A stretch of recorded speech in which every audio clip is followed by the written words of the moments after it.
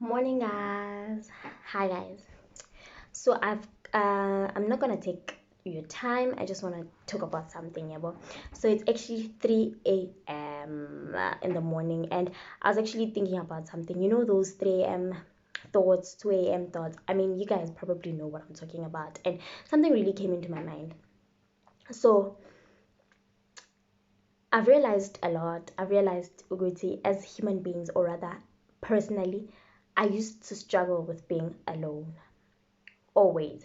I think also it was influenced by the fact that I grew up in a large, in a big family. Big family, I mean, I had my mom, my dad, I had my siblings. So I literally was never alone. At some point, I was staying with my aunts. So I was never really, really, really alone. I never got to a point where I was like literally the only child. Because before I had my siblings, I stayed with my aunt and my sister. So I never really was alone. And then I grew up when I was in high school. I had sisters. I had two other sisters that joined the family. So now I literally had someone who was 1 year younger than me. So I was never alone. I had I had friends that were always around me. I was always that girl who was always in a crowd. Good like Nikili, that girl who was always with someone somehow. Last year, I had my cousin, rather my best friend, stay next to me. Now, so she stayed just the house next door. So when was I ever alone? So it got to a point where I literally had to be alone, especially this year, um, lockdown and all of that. I had to be alone because I struggled. I struggled so much that at some point, also I feel like I used to run away from being alone because every time I am alone, I I I'm so good at self sabotage. I'm so good at self blame, and I'm so good at bringing myself down. So every time I am alone, I tend to do that a lot. And I guess that's why I feared always being alone, to a point that I'd never go to a mall alone. I'd have to invite people. And that really was costly. Believe it or not, at some point last year, I'd even ask someone to go somewhere with me and I'd pay. I'd pay because they would say they don't have money. But because I really don't want to go to mainland or I don't want to go somewhere alone, I'd pay. Sharp. It never really was so much of a big deal until I started normalizing being myself. I started normalizing being on my own. I started normalizing being my own self. And through it all, I learned a lot of things about Udine generally. I learned a lot of things about me, my strengths, my weaknesses, my fears, my phobias. Because I literally never knew that I had phobias and I never knew that I had fears. And I knew that I had fears, but it was always tangible fears, or fears of being hurt, fears of dogs. But I never really knew that I had a fear of failure. All right. And I really never knew. I really never knew that I was scared of I was scared of failing, so much so that every time I think about failing, I'd sink into depression. And I think my depression would always stem from what happens after I fail. I mean, I'm not used to failing generally in anything, I usually get things the way I want them to go. So at times I'd have a conversation with somebody and like they're so comfortable with failure that I'm like, is it a good thing? Actually, guys, tell me, is it a good thing to be scared of failing? Or as a person, you should understand that you're going to fail at some point? Because I feel like it's good and it's bad. Because the good part is that if I'm afraid of failing, then I'll work hard. But the bad part of it is, what if I fail? Then will I cope? Will I cope? Because I know my mom always says that always have space for disappointment, don't be too hard on yourself, and all of that. But I am not one to always to ever create a space of disappointment. Rather, also because I am Christian, and as most of you know, I believe that God does exceedingly abundantly and above all that I can ever ask or imagine. So I always have faith in the Lord. So please don't exclude that or don't rule that out. But coming back to my fears, I literally have a fear of failure. And I know how to, but as a Christian, you shouldn't have fears.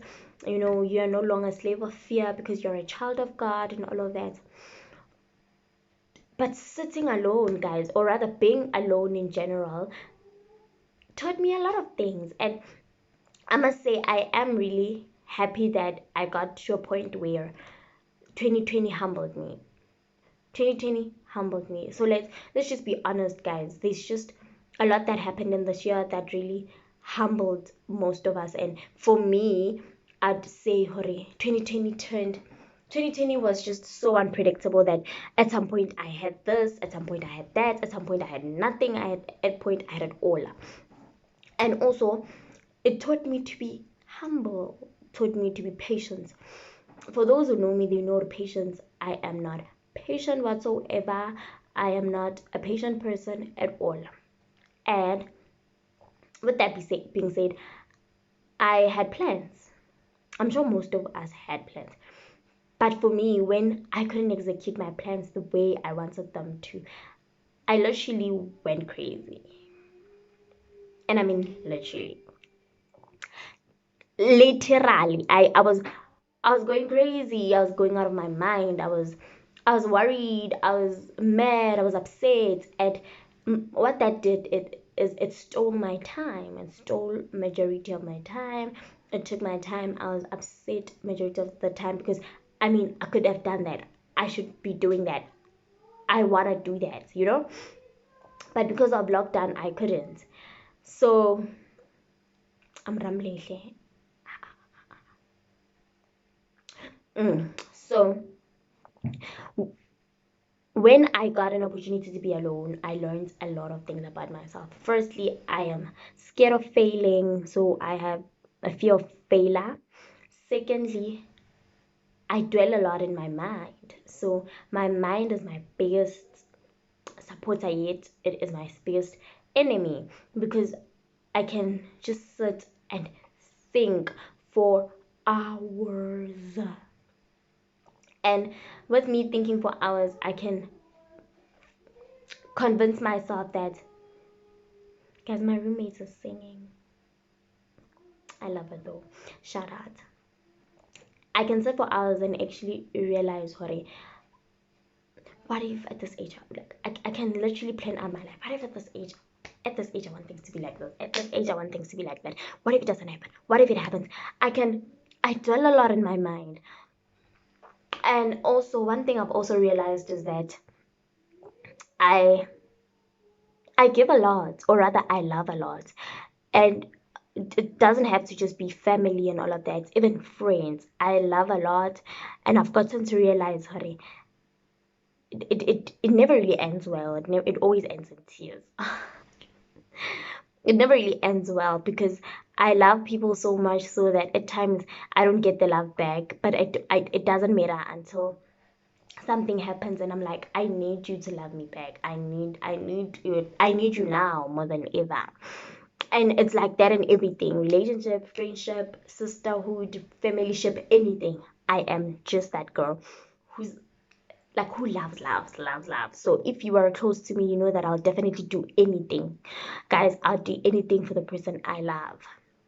All right, but we're gonna have another video where I'm gonna be talking about those things in general. Also, another thing that I've realized about myself is that I I listen to weird music. I listen to weird music, and I think my music depresses me.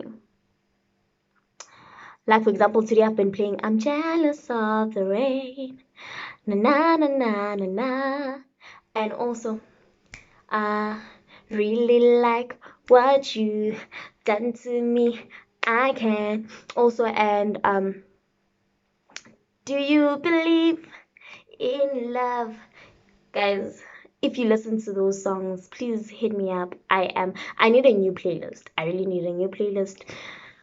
I think I'm blabbing, but at the end of the day, I just wanted to come and vent, or I just wanted to come and talk because I haven't been talking.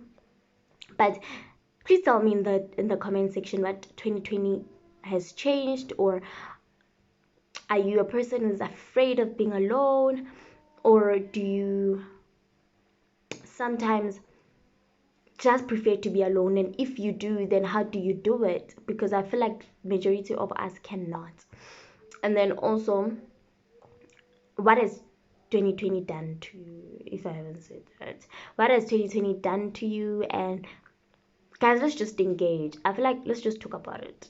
Anything, I'm up for it. Thank you so much for watching my video. And if you've gotten this far, I love you.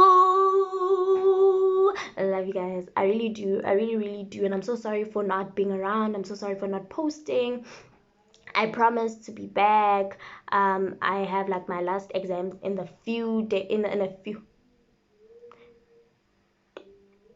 my English in a few days. So literally after that, I'll give you guys all my attention. And guys, goodbye. Invest in this girl. Yo, I'm so broke, but I really wanna go out so I can shoot nice content. Guys, did you see my vlog? Ah! Oh, my vlog is so pretty. So if you guys can give me money, I'll make more of those. But in the meantime, in this little time that we have, I just want to say I love you guys so much. Thank you so much for subscribing. I see all the subscribers that are still coming, even though I'm not posting.